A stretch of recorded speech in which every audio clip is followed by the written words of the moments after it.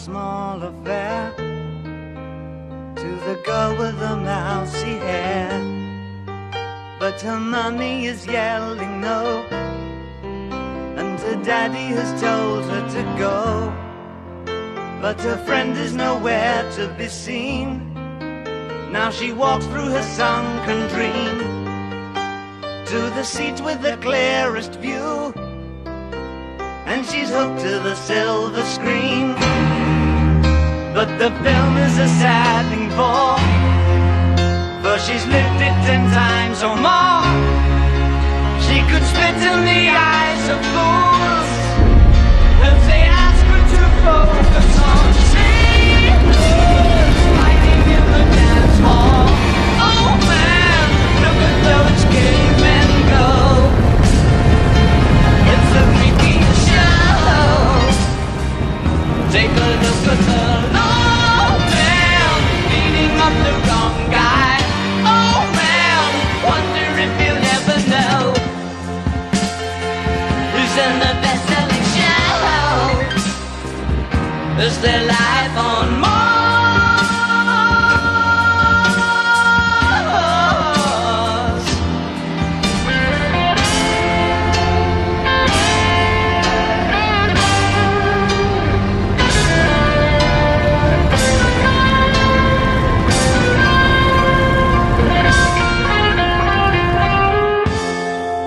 It's on America's tortured brow that Mickey Mouse has grown up a cow. And now the workers have struck for fame, 'cause Lennon's on sale again.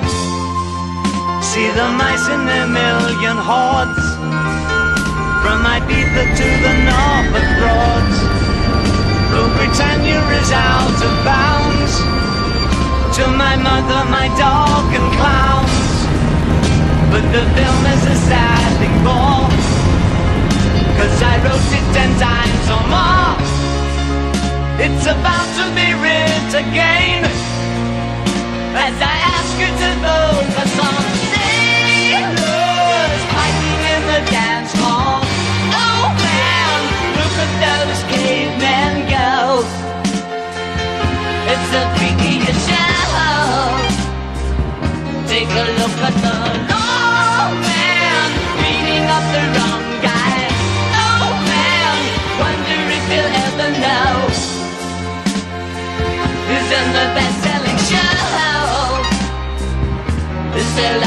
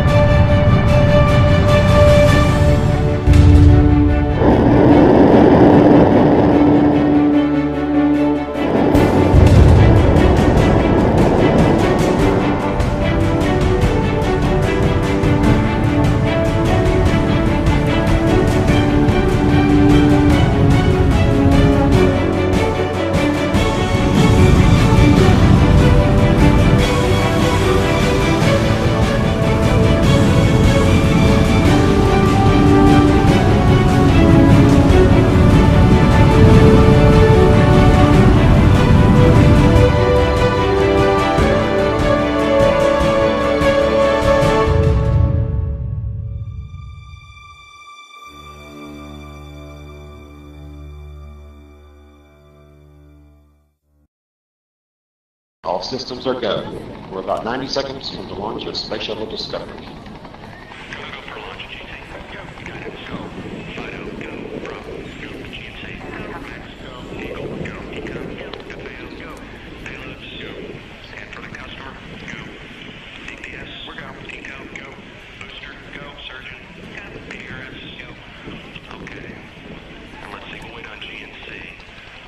T-minus 60 seconds and counting. We are transferring to orbiter internal power at this time. Discovery is now running off its 3 onboard fuel cells. Coming up on a go for auto sequence start.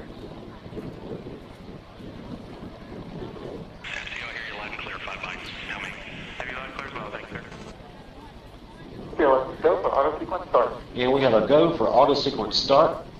Discovery's onboard computers have primary control of all the vehicle's critical functions. T-minus 17 seconds and counting. 15, 12,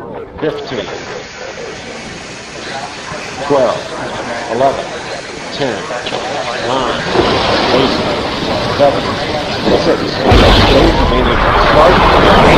start, 2, 1, booster ignition, and liftoff of the Space Shuttle Discovery, returning to the space station, paving the way for future missions beyond.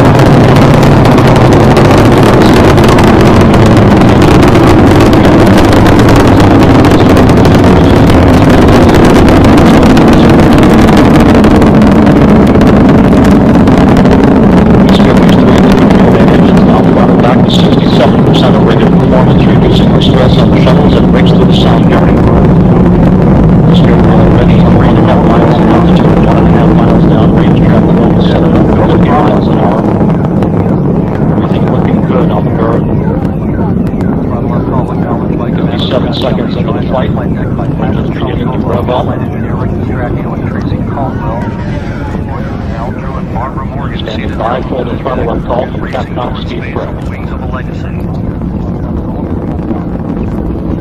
Discovery Houston, go at throttle up. Roger, go at throttle up. Throttle up. Throttle up call acknowledged by Commander Steve Lindsay. Houston is expected to get to a clear short. Copy.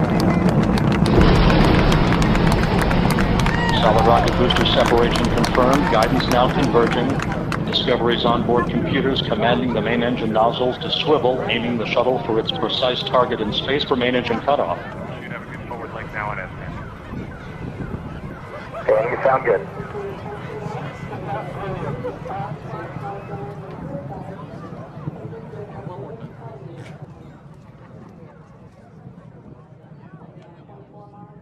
Discovery Houston, negative return. Copy, negative return.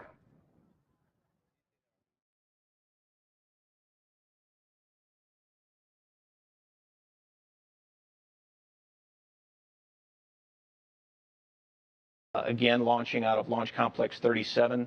It's 6 hours prior to liftoff. The launch vehicle will be powered and fueled. The mobile service tower will be rolled back. Orion will be activated.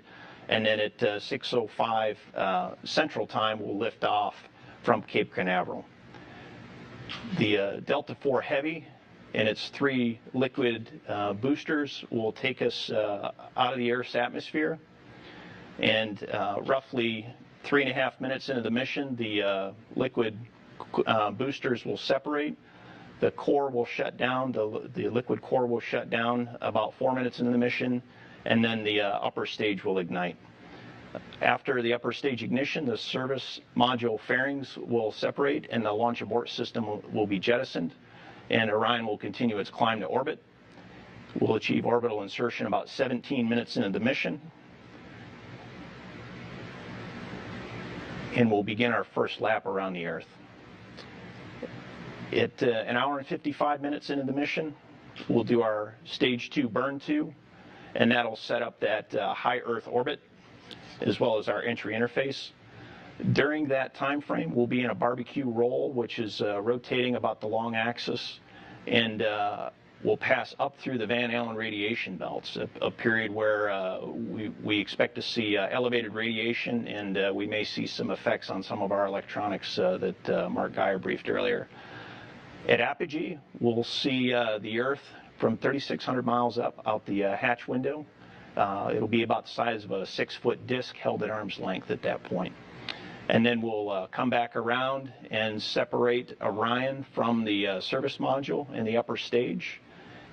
We'll activate the attitude control system, orient the heat shield forward, and then Orion will begin its trial by fire.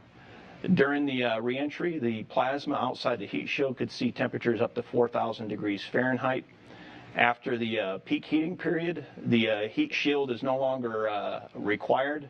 So at that point, we'll jettison the forward bay cover, which is a heat shield that covers up the parachute system, and then begin the parachute's deploy sequence. At that point, Orion will start to drift down on some pilot chutes, and then 3 main parachutes will be deployed. They will slowly unfurl to provide a measured deceleration on the vehicle, and then they'll finally achieve their full open state, leading up to splashdown in the Pacific Ocean off the coast of the Baja. After we splash down, we'll keep the spacecraft powered up to gather some data using the flight instrumentation. We expect some amount of heat from the reentry to soak back into the structure, and we want to understand and characterize the cabin environment before we put our astronauts in there to understand just how hot it's going to be in the cabin. The crew module uprighting system will inflate and, if necessary, upright the crew module, leading up to the recovery operation. After we power down the spacecraft, I'll call Jeremy Graber on the recovery ship and let him know the health and status of the spacecraft. And then once we've verified that the health and status is safe on the spacecraft, the recovery forces will come in and recover it. Some small boats will be deployed, and then they'll begin a towing operation into the well deck of the recovery ship.